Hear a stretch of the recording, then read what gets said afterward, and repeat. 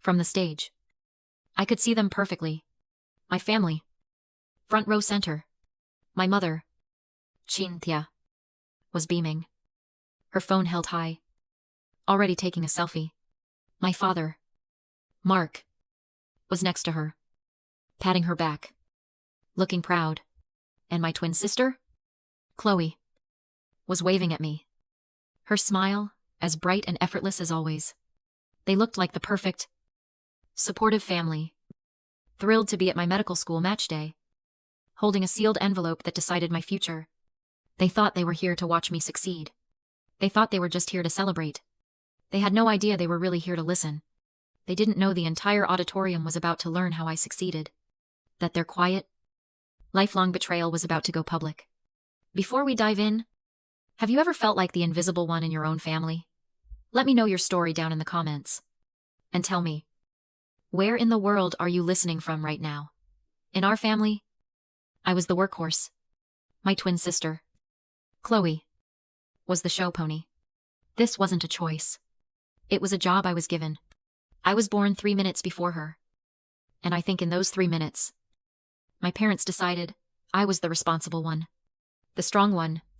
I learned the difference when we were 6. I was climbing the big oak tree in our backyard, trying to see over the neighbor's fence. I went one branch too high. It snapped. I fell. Hard. I hit the ground and my knee split open on a rock. It was deep. The kind of cut that scares you. I limped inside, crying, holding my knee, leaving a trail of muddy, bloody dots on the kitchen tile. My mother, Cynthia, was at the counter. She turned around, sigh hid, and grabbed a paper towel. "Oh, Larissa, look at this mess," she said. Her voice wasn't mean. It was just flat, tired. She handed me the paper towel and a single Band-Aid. "Go to the bathroom. You're a strong girl. Clean yourself up." I went to the bathroom by myself. I sat on the edge of the tub, washing the dirt and gravel out of my own knee, biting my lip to stop screaming as the soap stung. I did it myself. I had to be strong. 2 weeks later, Chloe was sitting on the sofa, watching cartoons. She sniffled. One tiny, delicate sniffle. My mother heard it from the kitchen. She dropped what she was doing. My father, Mark, looked up from his newspaper. They both ran over. "Oh," my poor baby mom cooed, wrapping Chloe in a thick blanket. "Mark, do get the orange juice. Do you need a pillow? Are you cold?" My dad came running back with the juice and a thermometer. "You're burning up," he said, putting his hand on her forehead. She wasn't. I just stood in the doorway, watching. My knee still had a big, puffy scab on it. I got a paper towel. She got a throne. This was how it always was. Chloe was the show pony, meant to be admired, protected, and displayed. I was the workhorse, meant to be durable, reliable, and self-sufficient. Nobody ever praises a tractor for running. They just expect it to. It was in our bedrooms. When we turned 13, my mom redecorated. Chloe's room, the bigger one, was painted soft pink. She got a new white bed frame, a vanity, and matching curtains. It looked like a page from a magazine. I was moved into the attic room. It was cold in the winter and boiling in the summer, and the walls were a dull beige. When I asked if I could paint it, my mom just looked confused. "Why, it's a room, isn't it?" The real symbol came when we turned 18. Our high school graduation. I woke up to my parents shaking Chloe awake, singing happy birthday. They led her outside, blindfolded. On the driveway was a brand new white SUV. It was gleaming, with a giant red bow on the hood. Chloe screamed and jumped into our dad's arms. My mom was crying tears of joy. "You deserve it, sweetie." Then, my dad turned to me, jingling another set of keys. "And for you, Larissa," he said, smiling. He pointed to the curb. It was the old family sedan, the 15-year-old one, the one with 180,000 miles. A dent in the passenger door, and a check engine light that had been on since 2012. I looked at her brand new SUV. I looked at my rattling 15-year-old hand-me-down. Thank you, I whispered. My throat felt tight. My father, Mark, just clapped me hard on the shoulder. It builds character. Kid, he said, as if he were giving me a gift. You're the strong one. After all, the divide between us only got wider in college. I graduated as the valedictorian of the pre-med program. Chloe. She made it through the communications program with a solid C+ average. We all sat down at the kitchen table to discuss the future. It felt less like a family meeting and more like a shareholders report. My mother, Cynthia, started, clapping her hands together. Well? First, a little celebration. We're sending Chloe to Europe for 6 weeks, just to travel. Find some inspiration before she has to get a real job. Chloe squealed, already grabbing her phone to look up flights to Paris. Oh my God. Thank you. Thank you. My father, Mark, smiled. You've earned it. Sweetheart, you're our little social butterfly. Then, the table went quiet. All eyes turned to me. And Larissa, my father said, his voice shifting. It became more serious. Like he was talking to a colleague. Not his daughter. Med school. That's the plan. Right. It's a lot. It is, I said, keeping my voice steady. I had my presentation ready. I've been accepted. But the tuition is more than my scholarships cover. I'll need you to co-sign the student loans. I paused, taking a breath. And there's one other thing. To keep the dean's scholarship, I have to score in the top percentile on the MCAT. There's a mandatory prep course. It's expensive. It's $2,500? My mother's smile tightened. My father just nodded slowly, steepling his fingers. $2,500, he repeated, like I'd asked for $1 million. Let us talk it over. Larissa, we'll let you know. That night, I was heading down from my attic room to get a glass of water. I walked past their bedroom. The door was open just a crack. And I heard them talking. I heard my name. I stopped. It's just too expensive. Cynthia. My father, Mark, said. His voice was low. Frustrated. Medical school is a huge risk. What if she doesn't make it? My mother sighed. It was a long, tired sound. And Chloe, she said. Chloe really needs that deposit for her new apartment downtown. You know she's no good with money. Mark. Her image. Her social life. It's important for her future. There was a long silence. I could hear the ice cubes clinking in my father's glass. Then, he said the words that finally severed the last thread. You're right, he said. We'll cover Chloe's deposit. As for Larissa's smart. She's strong. She'll get scholarships. She'll figure it out. It's an investment, not a gift. I stood there in the dark hallway, my hand gripping the doorframe, and I finally understood. It's a strange and cruel thing that happens in some families. It's called parental role assignment. It's a psychological trap. One child is assigned the role of the needy one, the show pony. They are seen as delicate, creative, and needing constant support. Every normal effort they make is celebrated as a massive achievement. And the other child is assigned the role of the competent one, the workhorse. They don't call you this as a compliment. They call you strong and independent and clever as a justification for neglect. It's their permission slip to leave you alone. It's the excuse they use to absolve themselves of the responsibility of caring for you. My strength wasn't a gift. It was my burden. My competence was my punishment. I was the workhorse. And I was finally realizing I was on my own. My first year of medical school wasn't a life. It was a ghost story. I was a ghost who haunted the hallways of the hospital. By day, I was a student, sitting in the back of the lecture hall, trying to absorb the complexities of human anatomy while my eyes burned. By night, I was an orderly on the surgical floor. I worked from 11 p.m. to 7 a.m. I changed bedpans. I restocked supplies. I cleaned up messes I'm not allowed to describe. I walked the same halls I would one day walk as a doctor. But I was invisible, breathing in the sharp, sterile smell of the world I was trying to join, but wasn't yet allowed in. On weekends, I had a second job. A phlebotomist. I drew blood for 8-hour shifts. My hands steady. My smile pasted on. While my feet ached, I ate ramen noodles in the break room, counting the $30 in tips. I was a machine made of coffee, adrenaline, and a cold, simmering rage. But the machine was breaking down. The MCAT was in 3 weeks. The mandatory $2,500 prep course. The one I needed to guarantee the high score to keep my scholarship was starting, and I didn't have the money. I was going to fail.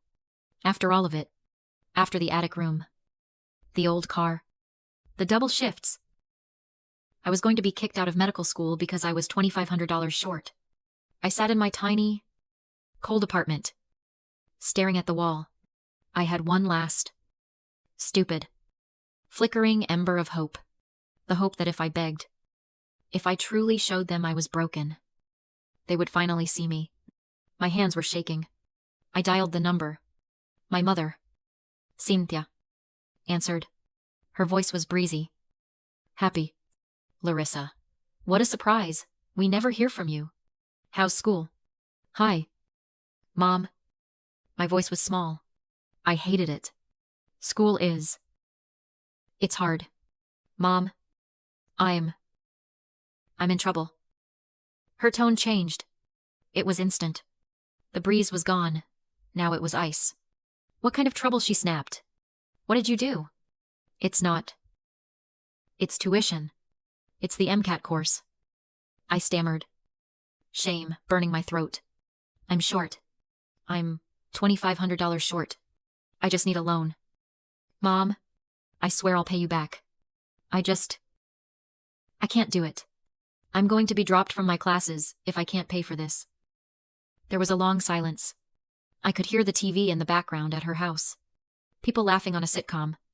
Larissa, she finally said. And her voice was so tired. It was the "you are a problem" voice. You're talking about money. Again. You know. Your father and I are very busy helping Chloe get settled in her new apartment. She needs us right now. You've always figured these things out. I can't figure this out. Mom, the words ripped out of me. Despérate. I'm going to fail. Please. I'll be kicked out. Then she sighed. It wasn't a sigh of sadness. It was a sigh of pure annoyance. Like I'd asked her to drive me to the mall in the rain. Listen, she said. Her voice suddenly very calm. Very clear. Chloe deserves the best possible start in her new life. She deserves our help. She paused, and then she delivered the kill shot. As for you? You just need to work harder. That's what you're good at. Isn't it? Click. She hung up. I sat there, holding the dead phone to my ear. I listened to the dial tone. I didn't cry. I didn't scream. The anger was gone. The hurt was gone. There was just a void. A cold. Quiet. Empty space. The little girl inside me. The one who had spent 22 years climbing out of her attic room, hoping one day they would finally look up and see her. She died in that phone call. It was over. I was finally, completely, and totally on my own. I was trying to study for the MCAT between shifts. I hadn't really slept in 72 hours. I was in the hospital library at 3 a.m. My head on an open copy of a biochemistry textbook. I told myself I would just close my eyes for 1 minute. I woke up to a sharp voice. Dr. Larissa. I jerked up, my heart pounding. My mouth was dry. Dr. Stephen Roth, the chief of surgery, was standing over me. He was a legend in the hospital. A man known for his terrifying precision and zero tolerance for weakness. I was just a student in his surgical rotation. I was mortified. I'm sorry. Sire. I stammered, trying to wipe the drool off my cheek. I was just reviewing. He didn't look angry. He just looked at me, his eyes scanning my face. He looked at my textbook, at the meticulous, color-coded notes that covered the entire table. Then he looked back at me. You're the best student in my rotation. Larissa, he said. His voice was quiet, but it cut through the silence. You have the best hands I've seen in a decade. But you look like a ghost. What is going on? I don't know why. But I told him. Maybe it was the exhaustion. Maybe it was because, for the first time, someone had called me the best instead of just strong. I told him the truth. I have to work. Sire, I'm an orderly on the surgical floor. 11 p.m. to 7 a.m. And I'm a phlebotomist on weekends. I'm trying to save up for the MCAT course. Doctor. Roth just stared at me. He didn't offer pity. He didn't say I'm sorry. He just nodded. Like I was presenting a case. You're trying to be a surgeon. But you're working yourself to death as an orderly. It's a waste of your talent. He was quiet for a full minute. I need a research assistant, he said finally. It's boring work. Data analysis for a paper on aortic valve replacements. It pays less than your 2 jobs combined. But it's medicine. Real. Medicine. And you can do it on your own time. He paused. Stop cleaning bedpans. Larissa. Start using your brain. My office? Monday at 9 a.m. That was the turning point. I quit both jobs. I was poorer. But for the first time in my life, I was sleeping. I worked for Dr. Lee Roth. And it was brutal. He was demanding. Meticulous. And he treated me like a colleague. Not a child. He never once called me strong. He called me precise. He called me capable. It was better than any compliment my family had ever given me. 3 months later, I was in his office going over data. He didn't look up from his computer. There's a scholarship I'm nominating you for, he said. The Surgical Heritage Scholarship. Full tuition. Full living stipend. It pays off any existing student debt. The application is a nightmare. I just stared. Sir. I probably don't qualify for something like that. He finally looked up, and his eyes were sharp. This isn't a normal scholarship. Larissa. It wasn't founded by some corporation. It was founded by Dr. Fanning, heiress. The first chief of surgery at this hospital. He was a scapegoat. Too. My heart stopped. Dr. Roth explained that the donor's family had spent everything on his brother's failed business, leaving him to figure it out. He did by creating a scholarship for one hardworking student each year. The workers. Not the displays. He saw that in me. The essay was my weapon. Describe the personal and financial challenges you've overcome. I wrote every truth about the old car. The cold attic. The debts. The contrast between workhorse and show pony. No emotion. Just facts. Dr. Roth read it. Nodded once. This will do. 3 weeks later, the email arrived I'd won. Loans erased. Tuition paid. Stipend granted. The struggle was over. I was free. I cried for the first time in years. 4 years later, I was valedictorian. Chloe was still an influencer living off our parents. On match day, my mother chirped about Chloe's Bali trip. I invited them to my ceremony anyway. When the dean announced my award, he added, she achieved all this while working overnight shifts without any financial help from her family. The silence in the front row was deafening. My mother's smile shattered. My father looked stunned. Chloe froze.